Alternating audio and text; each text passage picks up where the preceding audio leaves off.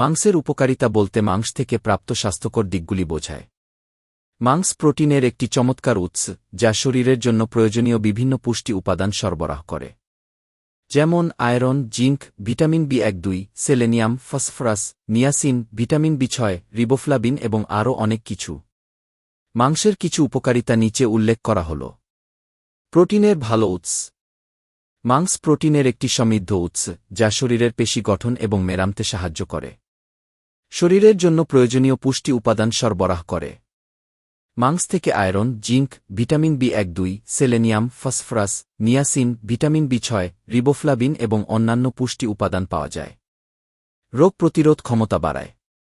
মাংসের মধ্যে থাকা পুষ্টি উপাদান রোগ প্রতিরোধ ক্ষমতা বাড়াতে সাহায্য করে এবং শরীরকে বিভিন্ন সংক্রমণ থেকে রক্ষা করে। হাড় ও দাঁত মজবুত করে।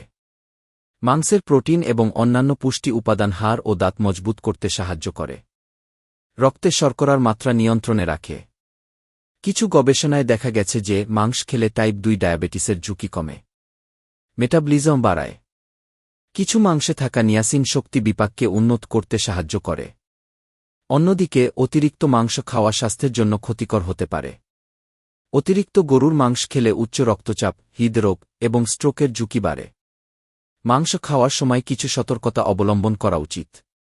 পরিমিত পরিমাণে মাংস খাওয়া উচিত। অতিরিক্ত চর্বিযুক্ত মাংস এড়িয়ে যাওয়া ভালো। বিশেষ করে যাদের হৃদরোগ, উচ্চ রক্তচাপ বা ডায়াবেটিস আছে তাদের মাংস খাওয়ার ব্যাপারে সতর্ক হওয়া উচিত। পুষ্টিবিদের পরামর্শ নিয়ে মাংস খাওয়া উচিত।